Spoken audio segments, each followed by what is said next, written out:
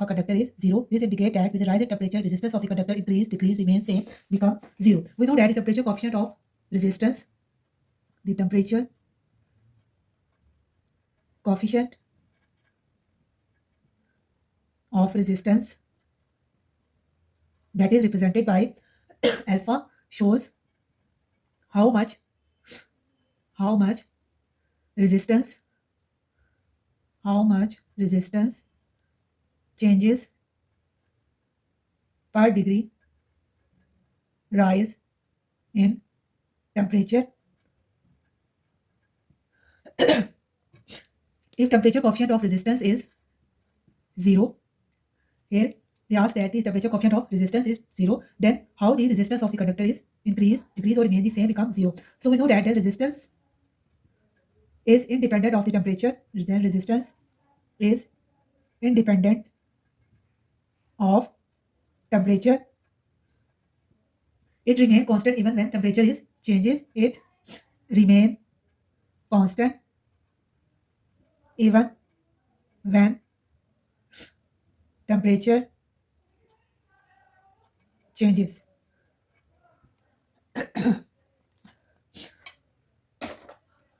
Second numerical, we discussed that is the path difference between two sound waves coming from a coherent sources of wavelength 50 cm at a point is 100 cm. The position or superposition of wave at a point produce beats, loudness, echo, and silence. We know that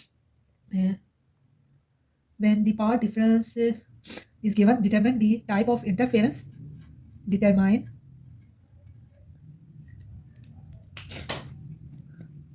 the path, the type of interference. We use the formula, that is path difference equal to n time wavelength. Here we can calculate the what type of the waves is produced if we know the path difference and wavelength. Here the path difference between the 2 points, that is given the 100 centimeter. So here is the 100, and wavelength that is given lambda, that is the 50. So here we calculate that n is equal to 2. So here we write that when path difference is integral multiple of wavelength, integral multiple of wavelength, integral multiple of wavelength, that is the n values is 0, 1, 2 up to so on, then constructive interference is produced. Constructive interference occur. So loudness is produced. So here the right option is option B, loudness is produced, and the first MCQs, the right answer is remain same.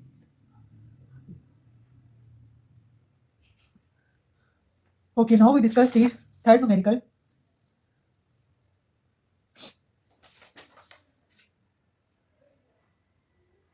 In the third numerical, they ask that the potential energy decrease in the process of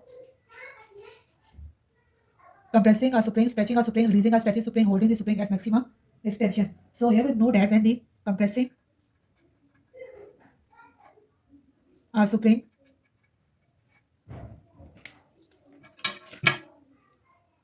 work is done on the spring. Whenever the work is done on the spring, potential energy increase. This is the first case when we compress the spring. Second case we discussed that when stretching a spring, when we stretch a spring, work is done on the spring. Work is done on the spring. Potential energy increases.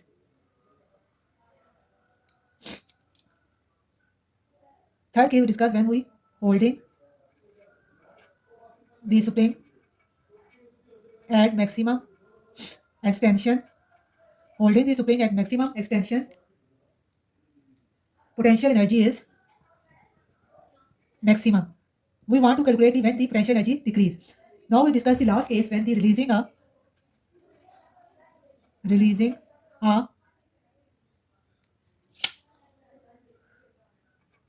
stretched spring. Releasing a stretched spring, the stored potential energy is converted into kinetic energy. The stored potential energy is converted into kinetic energy. So potential energy is decreased when we release a stretched spring. So our correct answer, that is the option C. In the option C, the potential energy is decreased when releasing a stretched spring. That is 3 MCQs that today we discuss.